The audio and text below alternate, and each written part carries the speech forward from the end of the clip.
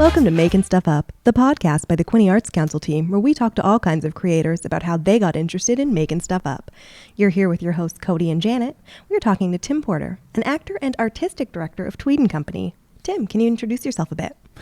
Yeah, so my name's Tim Porter. I'm the artistic director of Tweed and Company Theater. I founded the company over 15 years ago, and I went to school for musical theater at St. Lawrence College in Brockville. I started right here in Hastings County at the Sterling Festival Theater when I was 16 years old, I think. And never looked back. Air guitar or air drums? Oh, tricky one. I think air guitar. I did a CBC Kids show called The Doodle Bops where we pretended to play our instruments. Mm-hmm. And a huge chunk of my life, 5 years on tour, was essentially air guitar. I would say I want to be a guitarist, but I'm a drummer. Yeah, I was aggressively air drumming the other night while doing laundry. I would say city or countryside. Countryside. Farm family. Born on the farm, and yeah, I love it. Lived in the city, but prefer the country. Robots or dinosaurs? Oh, that's a hard one. I think robots. I think that's fair, especially with the rise of AI. They are ruling our life. We all must say robots. Well, I must, but I love dinosaurs. Robots are iRobot. There's a little bit of a creepy thing there. They are, but I mean they control us. The algorithms control us. Passenger or driver? Driver, always. I don't know the last time I was a passenger, and I think it would just make me nauseous at this point. I was the passenger once in a 2-man kayak, and it was the worst experience of my life. Yeah. And my husband loved it. But anyways, no, I'm a driver. Yeah.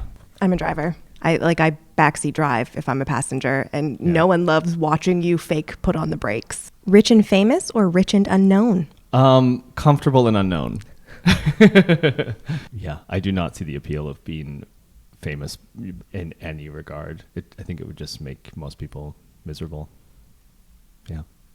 But there is some comfort in being rich. Sure. Yes, not wrong. Being a city or country dweller, I wouldn't want to be famous either. Mm-hmm. It's nice to have some alone time. Play or stand-up show? Probably play. Maybe if it was play or improv show, I think I'd have a harder time. Stand-up is fun, but it wouldn't be my first choice. I'd go see a play first, for sure.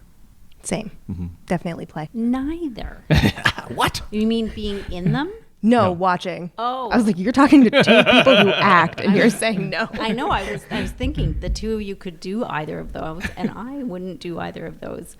I'm a play. Mm-hmm. Do you want to see the future or change the past? See the future or change the past? What a fascinating question. I would, I guess, probably change the past and try to fix global warming and racism.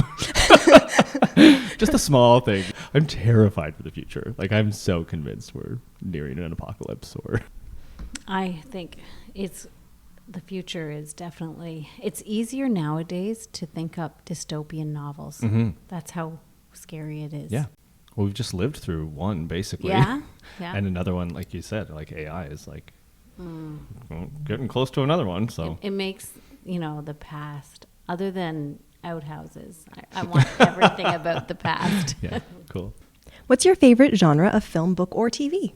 I've been really into documentary lately, and also book-wise, I'm a big biography person lately. I'm not as engaged by fiction lately for some reason. Yeah.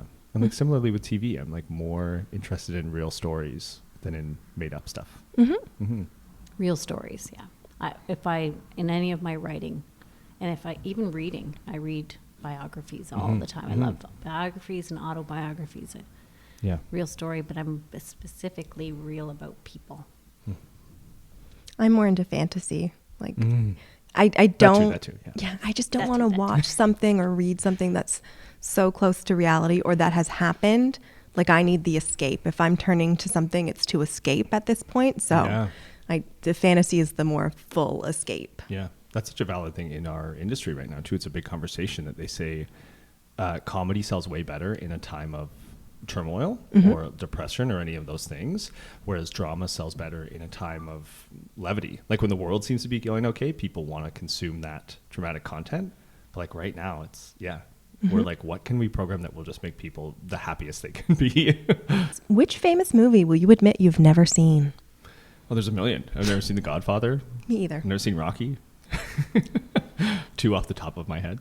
I've never seen The Godfather, and I've never seen Jurassic Park. And Jurassic Park Whoa! I don't care. And the thing is, it's so fun. I like a dinosaur. Like, I know that I chose robots. My imaginary friend growing up was a dinosaur. I love dinosaurs. I just don't want to watch it.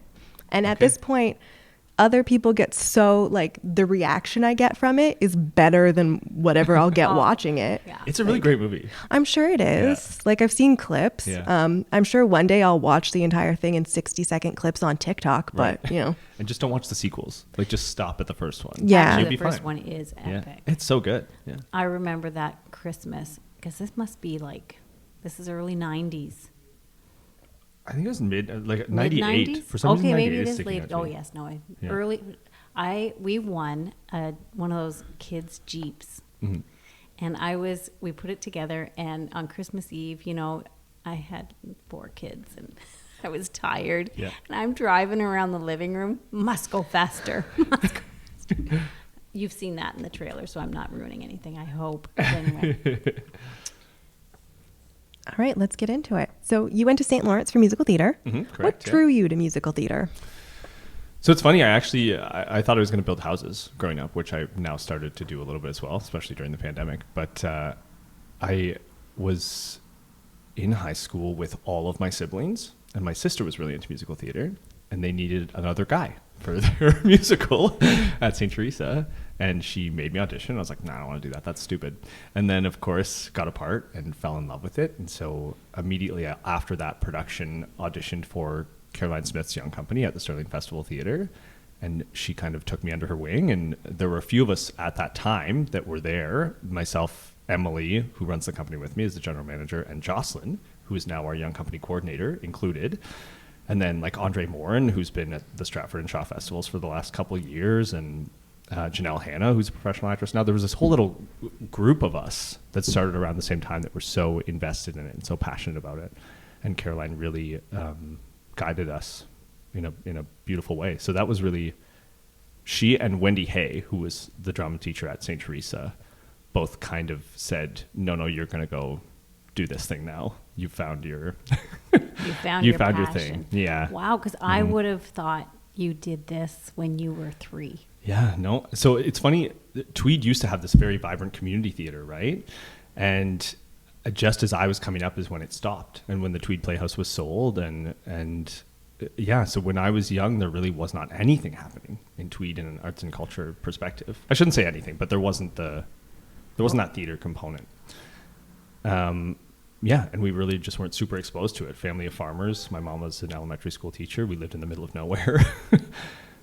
Played soccer. Yeah. And no theater. No theater. Yeah, I always thought I was going to build houses, like I said. And then I had bought a property that I was slowly working on in Tweed. And then during the pandemic, I came home and thought I'd just work on it for a couple weeks. And then it was finished 6 months later, and I knew how to build a house. Wow. YouTube University. Mm-hmm. So you first started out Tweed, Sterling, and then you moved to Toronto. Mm-hmm. A lot of people find it hard to get started in a small town. Can you elaborate on that? Yeah, I mean, again, we were very lucky that Caroline was doing what she was doing at that point, because I started in the Young Company there. And then after my first year of college, I came back and did my first apprentice credit. At the time, our union was an apprenticeship program. It's not anymore. But I did my first apprenticeship credit and got paid like $200 a week or whatever it was, with Caroline doing Oliver. And then every summer of my college career, I would come back, do a show, get an apprenticeship credit, and then go back to school. And when I graduated, myself and my roommate at the time said, you know what, we're broke, whatever right now. We just have to move to Toronto or we're never going to do it.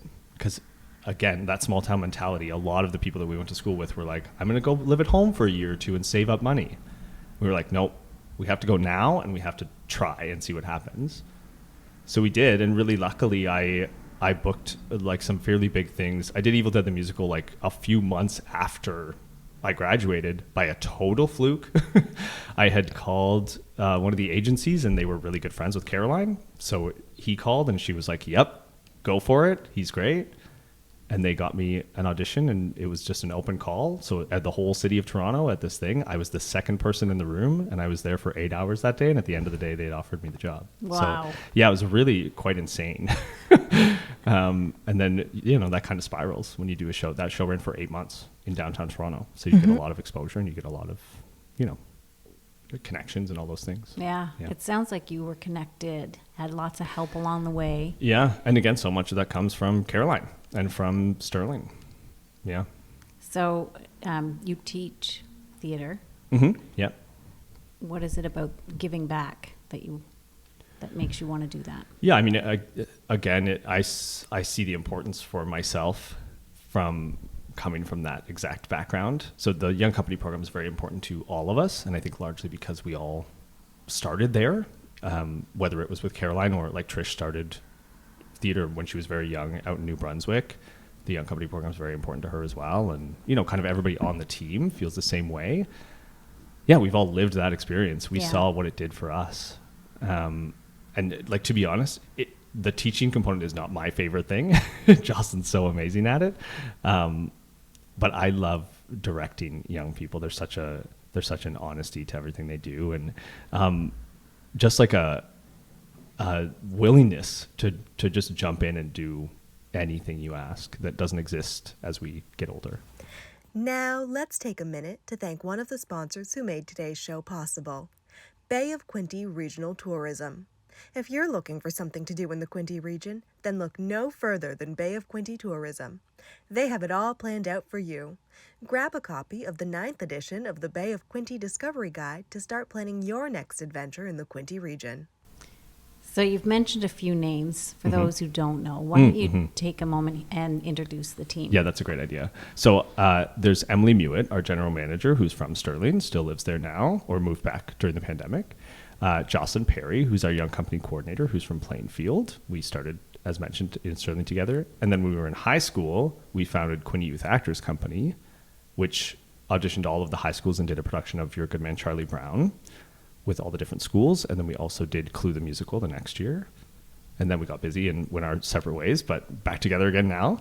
And then we have Trisha Black, who's our creative director. Trish just won a Canadian Screen Award and was nominated for another. Yeah, she's incredible. Rebecca Ballerin, who's our artistic producer, is currently working remotely. She's in the Yukon running Guandac Theater there, but writes all of our grants and everything still for us. Sarah Nairn, who's on a leave because she's doing Come From Away in Australia. Amazing. Oh my goodness. Yeah. And then our newest hire is Catherine Capellacci, who's a performer as well, but also a background in journalism and marketing, who's our new marketing and development person. So she works mostly remotely, but comes back and forth. Awesome. That's quite the team. We're incredibly lucky. And their faces, I mean, I'm starting to get to know, Yeah. just when you were saying all their names, I'm picturing them. Yeah. And I had told Cody, I was watching TV, and my husband watches the show, and I like to watch the commercials. Yeah. And there was a TD commercial, and Trish was in it. Yeah. And then I don't normally watch Ghosts, but it's on before something about Todd or whatever. I like that show. Yeah. And there was Trish. Yep. That's pretty big. Oh, huge. Ghost that's a huge show. Well, last year alone, I think she filmed, so it was, she did Ghost and then Pretty Hard Cases. She was on an episode of Kim's Convenience in their last season. What did the big? She shot like 6 things last year. She was barely here, obviously, because she was so busy. That's fantastic. Yeah, she's killing it. Yeah. I have to fangirl because I did see you in Evil Dead. Oh, no way. Yeah, That's and nice. it wasn't until like I was doing the research that I was like, that's the year that I went. Like, Oh, funny. Yeah. Oh, Yeah. let this happen. Yeah. yeah, so I got to see you in Evil Dead, Yeah, which amazing. is a great musical. And, Yeah, so fun. But it's such a cult classic, Yeah. and an upcoming cult classic. I don't know if you can call something an upcoming cult classic, but it has a rabid fan base, and that's Ride the Cyclone. Oh, yeah, totally. Yeah. What sort of has been drawing you guys to like put on more, I want to say niche programming, but it's... I mean, our focus is original Canadian musical theater, which is inevitably niche because it is a smaller community, smaller market. Again, I mean, I'm just going to talk about Caroline the whole interview, I guess. When we were in Sterling, one of Caroline's big priorities was, she was like, just go it's important in this business to go and just make work for yourselves. And she was at that time pioneering a lot of original Canadian work, and she and Michael Barber would write together, and we did one of my first shows there was Blackbeard's Ghost, which was a new Canadian musical, and it just kind of gave me a passion for it. There's other things outside of that. When I was growing up, I was very what's that word? I was very focused on Canadian content and, you know, original creation as opposed to the same stuff that was always happening. And when I was in college, I got really obsessed with, you know, reading everything I could about the history of Canadian musical theater and Canadian theater in general. And we're very look to the future as a country, I think, and don't, or as an industry at least, in the Canadian musical theater industry. There are so many shows. We did a show, I'm getting on so many tangents. We did a show early on called Cocktails for 200, which had successfully run for 2 or 3 years at the Charlottetown Festival, back-to-back summers, very popular show. They couldn't even find the script to license it to us. It was like in some great-grandchild's attic, covered in dust. They gave us the only copy, and they were like, you can just have this. Wow. Is that not insane? But that's kind of the, you know, we're not... It's not a Broadway show that then goes to a licensing house and whatever. It's so rare for an original Canadian show, unless it's come from away, to actually get treated with the same amount of respect as an American title or a British title. So, you know, it became very important to me to kind of create that system. And for a while, I was really involved with there was this group called Canadians for Canadian Musicals that was trying to anthology a bunch of older productions and all of those things. And I just think I love that creative component, and I love the idea that we can be creating opportunities for Canadian writers and directors here instead of just producing. I mean, this is a bad example because we just did Mamma Mia last year, but, you know, instead of constantly just doing the big Broadway shows, to mix in some of that really interesting stuff and those more niche cult classic things. And I guess because that was so much of my experience and background, it just led us to want to do more of those things as well. I've been very lucky to be involved in several of the bigger, I did the Terry Fox musical and Drayton, the world premiere of that, and Cannibal the musical, the world premiere of that show, and Evil Dead for a long time. I've been very lucky to be a part of some of those really big original Canadian productions, and it's just given me an extra boost and passion for it. And I think you hit on something really good when you said that they're original. There's a big trend right now with jukebox musicals, and I can't. And the balancing act is, so again, our last season as an example, pretty much everyone that saw Mamma Mia and Ride the Cyclone, which was not a ton of people, we should have done them in the opposite order. All those people preferred Ride the Cyclone to Mamma Mia, the actual show. But it's way harder to convince somebody whose background is not musical theater to come and see Ride the Cyclone over Mamma Mia. So I think a lot of that is just, you know, creating these balanced seasons where people will buy a season pass and come see. This year, for example, they would be coming to see 3 original shows and Joseph and the Amazing Technicolor Dreamcoat. So they're going to buy it for Joseph and then find that they enjoy those other things as much as or more, and hopefully come back. And now, let's take a minute to thank one of our sponsors who made today's show possible, the Ontario Arts Council. For more than 55 years, the OAC has worked to provide grants and services to Ontario-based artists and arts organizations, supporting arts education and all forms of creative endeavors. Over the past 2 years, the OAC has invested over $78 million in communities across Ontario. Without the support of the OAC, this podcast would not be possible. Thank you to the OAC for your support and for all that you do for the arts communities. Absolutely. So let's get... we might be rewinding. Let's talk about those original Canadian musicals that you've produced. Yeah, so we've been pretty successful at this point, and we obviously have, you know, we have some big goals for the future and some things that continue to be in the works from, 5 or 6 years ago. So our biggest shows up to this point, Hastings, the musical, was a huge show for us and did very well. So we premiered in 2017 as a Canada 150 project, and it's little vignettes of the history of Hastings County. It's not like a chronological history. We did a bunch of research with Amanda at the archives and kind of just pulled the things that we found most interesting. So there's a number that's like the Pirate of the St. Lawrence, which was a real story from the founding of Hastings County. And I mean, what are some other good examples? It's kind of all just a lot of ridiculous things and then a lot of fun, cool factoids and songs written around that. So it's a very fast-paced 2-hour musical, original music by 7 composers from Stratford to Mirvish to Trish to more local talent. So it was really a very cool creative process as well. And then that show toured in 2018 and was supposed to tour all over Ontario in 2020 from Waterloo to Ottawa, and unfortunately canceled. And now we want to re-examine that show from a more universal lens. It's largely settler based and maybe not something that's, that we want to move ahead with in our knowing everything we know now. So we want to readdress some things in there. And then we did a show called Alec Bell, which is the story of Alexander Graham Bell, which is probably my favorite. We've done that show 3 times now, always to great audience acclaim. We've never gone outside. We went to Brockville. That was the farthest afield we went.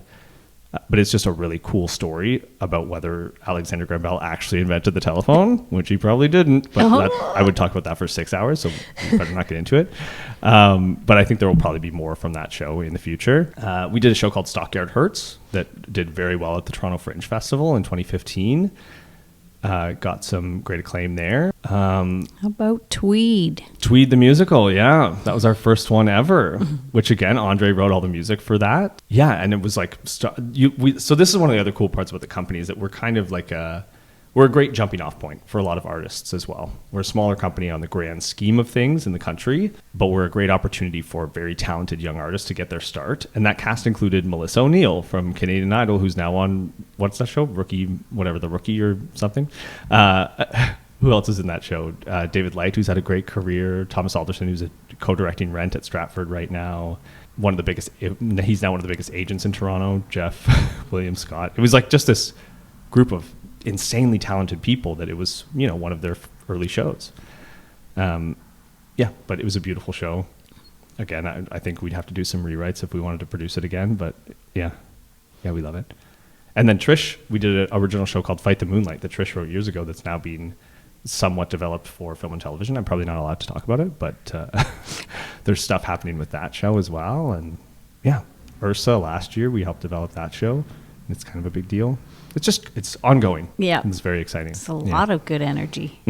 Totally. And like so many incredibly talented people. Like I would love if we could have everybody back every year and just put them in a room together and see what happens. That's a good idea. You're onto something. Yeah. Tweed the reunion. Those people often get so busy that, then we can't get them back. That's the trick. In a smaller area, you have to hustle harder, but I almost feel like that fuels the creativity. So I think it's great, the amount of things that you guys have accomplished. Yeah, for sure. And I think if we had just said like, we're going to start a theater company and do exactly the same thing that every other company was doing, we'd be dead in the water. I don't think we'd still exist. Just kind of going back to the beginning of the podcast, we were talking about Toronto, what it feels like to go to Toronto. And there's an energy in Toronto that I like because I'm going there for something. I'm going there to get that energy. Yeah. Tweed has an energy and people wouldn't know it. Tweed is so supportive. Yeah. It's a really special place. And, Rochelle, our economic development officer, and I often talk about it's got to be the events and festivals capital of Canada per capita. For sure.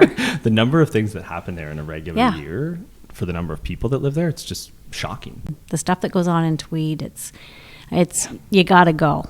Yes, absolutely. And now there's all the more reason. Absolutely. With our outdoor stage and our burgeoning theater, yeah. I want to talk about venue size a little bit. Yeah. Because I think there's something so important on a venue not being the size of some of the huge ones in Toronto.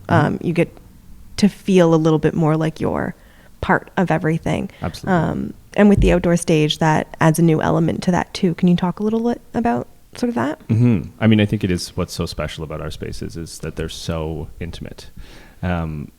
Like some easy examples, we did Saltwater Moon in 2016, and a couple came that had just seen it. It was playing in Tarragon in Toronto at the same time, and they came and they were like, "This is just so much more what we wanted out of this experience." They loved it. Told all their friends. They were like, "We had such a better time here than we did in Toronto." Not to bash Tarragon or anything, obviously, but it is just such a different experience. Same with the Playhouse in Bancroft. We've been selling out there like crazy. And I think so much of that is that it's like, Downchild's coming in 2 weeks, the Downchild Blues Band, which they're coming a week before they play Massey Hall. So you could see them literally like face to face, basically, in Bancroft for less money than you could see them from the nosebleeds in Toronto.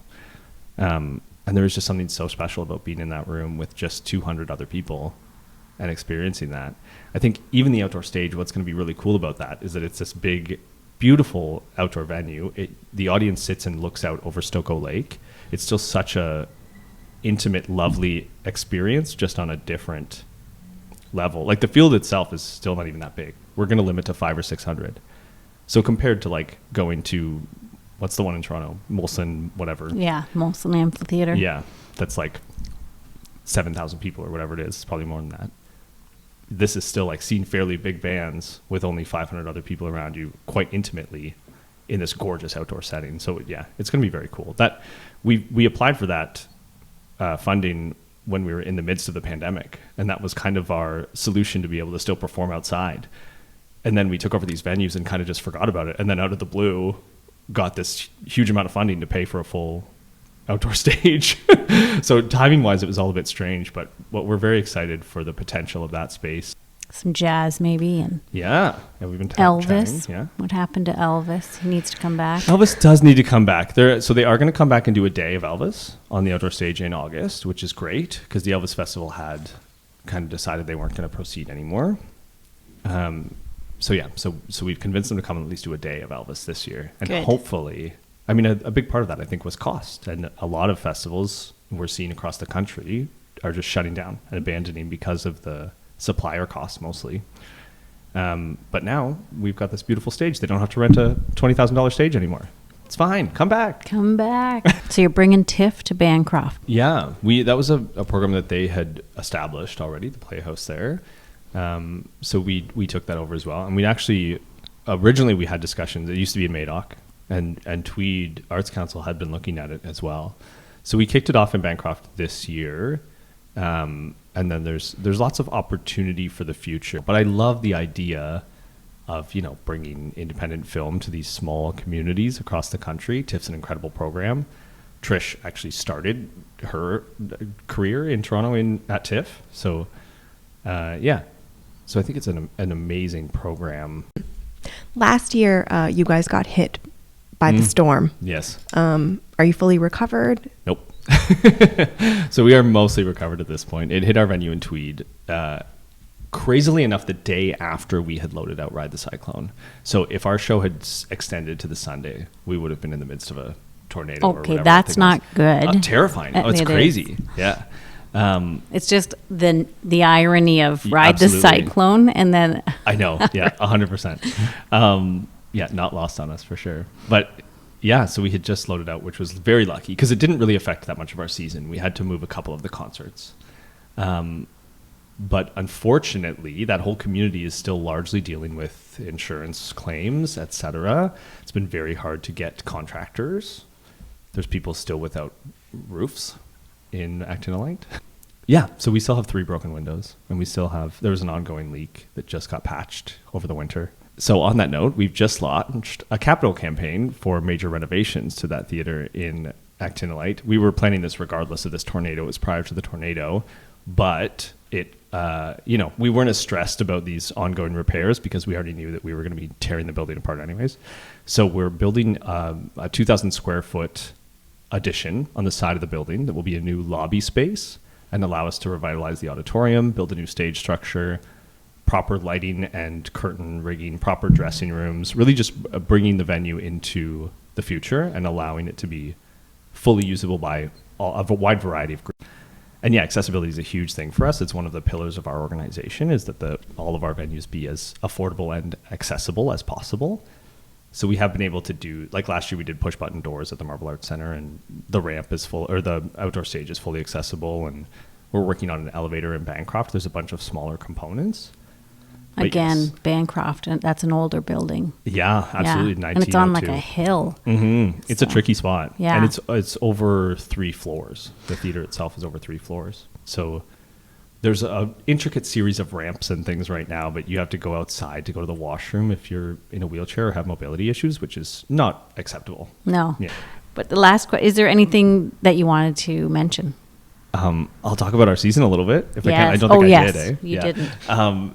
So the board would be so mad if I did this whole interview and then didn't talk about the season at all. Oh, and I could mention the board too, actually. We're very lucky that we have an incredible board of now 11 community members who have just been amazing from the very start. We've been really blessed with our board. And we just added some great new people. And it's the growth is largely inspired and supported by them, obviously. And we just finished our strategic plan and all of that stuff. So we're very lucky. But yeah, the season this year, our first show is in June. We have concerts, etc., that have already started. But our first big show is June, which is Joni Mitchell, Both Sides Now. It's being created by Trish and the folks at the Uncommon Folk Collective, who wrote Ursa, a folk musical that we did last year. Then we're doing the world premiere of Murder at Ackerton Manor, which is a new Stephen Gallagher play.